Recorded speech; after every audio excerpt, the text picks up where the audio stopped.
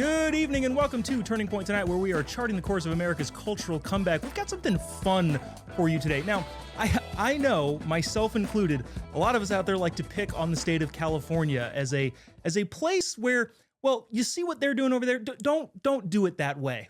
Now, while I appreciate the laboratories of democracies and states being examples of good things to do and bad things to do, I don't exactly like living in the place that is an example of the bad thing to do all the time. That being said, myself and many others here in California, including pretty much the entire team for Turning Point Tonight, has decided, we're not leaving and you might as well stay and fight because, well, even if you hate the current policies, California is a place worth fighting for. And speaking of somebody who is fighting for the state of California as a whole, there's a guy in Riverside County, the sheriff over there named Chad Bianco, who has, well, been a bright light in the state of California, and I won't even necessarily say for hardcore MAGA, but really just common sense, which is really what California conservatism has become. I know there's a joke out there. When I tour the country and go speak at places, I say, well, I'm a Republican in California, and they say, okay, so a Democrat. And I laugh at the joke, but at the same time, at this point in time, California has become a place where the only thing you need to do to be considered a conservative is be normal. That being said, let's welcome in our guest for today, Riverside County Sheriff Chad Bianco, who also has thrown his hat into the ring to be the governor of California. Chad, how you doing? I'm doing great. How are you? Doing good, Sheriff. Thank you so much for being here. Here's, off the top of the bat, my wife and I are big fans. And when you announced your candidacy for governor, my wife said, awesome. And then almost immediately said, aw, he seems like such a nice guy, and now his life is going to get really, really difficult. So to start things off, why did you decide to run? And with that, I kind of am asking, what the hell are you thinking? And two, what do those conversations look like with you and your family kind of, taking the step to hopefully save a state that I think you believe is worth saving? Yeah, well, first, I love you and your wife for caring about me and thinking about me in that way. And it truly is something that we had to think about. And this decision for me to run, while it was internal and there are many things that went into it, the final decision had to be with my wife and my family because we've been through these politics before. We know what running for a countywide election is, and we know what running against the Democrat Party is going to be. So we are very fortunate, or I'm very fortunate, that there is absolutely nothing negative in my background that can come out that's going to embarrass me or embarrass my kids or my family. And we know that everything that will be said is basically a lie and a political ploy to somehow discredit me or increase their own chances, whatever the case may be. But it certainly is real. And we know that it's coming, but in the end, it was kind of for really what everybody believes. And your intro was absolutely perfect. California at one point was the beacon for the country of success. And if you wanted to make it, you had to go to California, whether it was in business or school or Hollywood. And we've come to a point now where you can't even come to Los Angeles for Hollywood because there's no more Hollywood jobs. They've outsourced those other places because California government has shunned them away. And our businesses are closing, our schools are horrible. And there are so many things that are driving people away from California. We've become the laughing stock, and sometimes we are afraid to say we're from California. But in the end, you said it, you don't want to leave. And we love it here. There's just something about California that is appealing, whether it's the weather or the environment or that hope of making it in the American dream, the California dream. And it's been taken from us to the point where my kids can't be here. They don't want to be here. They're looking at other states so they can raise their kids in a better school, or the cost of living isn't so high, or taxes aren't so high. And the unfortunate part about that for me is if my kids leave, that means my wife leaves because the grandkids left. I can't allow that. I can't have that, and I certainly don't want to be without my wife. So I'm going to be forced to go with them. And our only option is we have to save our state. And we have to bring all of those people that have gone, we have to bring them back. The reality of the people that left California, they didn't want to leave.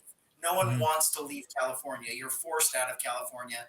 And the people that leave, when they get somewhere else, they realize, man, I want to go back to California, but now I can't afford it. And Yeah. there's no way for me to leave. The weather here stinks, or there's something else that they don't like about the places that they arrived that California didn't have. But we're now at the point where I'm going to do absolutely everything in my power to save this state, not only for my kids, but for your kids and for our grandkids to come, because it is a beautiful state. It is the place to be, and we just need to get that back to where California government is working for Californians rather than a political agenda or special interests. Yeah, no, obviously running in California as a conservative or even to the right of, I don't know, Fidel Castro is seen as difficult. But in California, I think from a broad strokes, I don't know, example, Californians have good intentions en masse. Now, obviously, there's different drivers and different variables, but as a whole, I think and I believe that Californians want what's best for everyone. Now, the way they've gone about it hasn't made a whole lot of positive difference. So, with that being said, with kind of the unified nature of Californians wanting what is best for California and what hasn't worked in the past, how do you kind of carry that message of look, we're all on the same team. It's just that we've tried things one way, and now it's time to try things a different way with the same goal in mind for prosperity for all Californians. Yeah, I'm approaching this race and this election a little bit different than what historically anyone has in the past. I'm not approaching this, and I'm not going to run this campaign for Republicans. I'm not going to run it for Democrats. I can't change the fact that I'm a conservative, God fearing Republican. But I'm not going to, that's not who I'm appealing to. And I'm not going to appeal to just the Democrats or the independents. This is about California. This is about sanity. It's about common sense. It's about that 80 to 90% that we all agree on. That's what this is about. The fringe elements, the 10% that we don't agree on, that we argue and fight about, that's not what's killing California. And I believe that we've become in California, we've become apathetic voters. We haven't cared. We've just gone along with the program. You vote for a Democrat or Republican, depending on what you identify as. And we've come to the realization that that's been hurting us. And we haven't been paying attention to the people that we've been electing and what their agenda was. And in the end, we're starting to realize, hey, wait a minute, I don't believe any of that.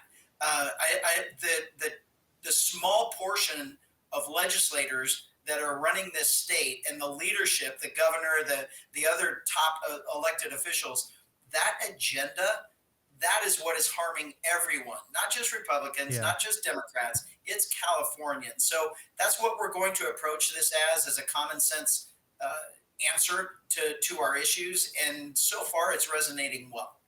So to tug on that kind of common sense thing, I know people who are watching from around the country who may kind of write California off as, yeah, that's gone.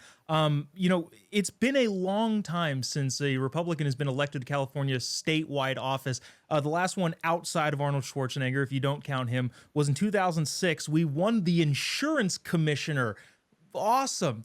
The California Assembly hasn't held a majority since 1996, and the California Senate has not held a majority since 1956, which is a long time. Now, I say all that to say this. All of the people around the country who, again, write California off, 55% of Californians, according to a Public Policy Institute of California survey in September of this last year, 2024, say that California is headed in the wrong direction. It's 55% of Californians. No party preference here. Is it time? Do you think that we are at the breaking point in California where, regardless if there's an R or a D or an I next to your name, you just have to change something? Are we finally at that breaking point? Is that why you're looking to push so hard? It is, and I think it's the stars are aligning. Everything is the planets have all aligned now for this to happen, and it's. I mean, even in your question and some of the things that you said, we have to start being realistic and honest, all Californians, and that 55%, I believe they are. And I think it's even more than that, but it's hard to admit that you may have been wrong or that you may have contributed to Totally. something that is bad. But we have to start realizing that the entire country thinks California is going in the wrong direction, and we're almost the laughing stock of the country now. And the stark reality is Republicans played absolutely no part in that. We have had no say in California in our Mm, government for the last 15, 20 years, 30 years, if you really want to go backwards further. And so even Democrats are realizing the people that are controlling our state, the leaders that we have put in place are failing us, and we need a different direction. And that poll, I think, is going to be very indicative of my final result next November when we look at percentages of when they elect me as governor, what that percentage is going to be. that's actually, yeah, it's a great point. Yeah, hey, just so you know, everybody who dislikes California, Republicans have had nothing to do with it for decades. So don't blame us. That is a, yeah, fantastic point. Sheriff Bianco will be right back after the break. I'd love to dig into a little bit more of his insight in the law enforcement side, especially in California. Turning Point Tonight rolls on right after the break. Don't go away.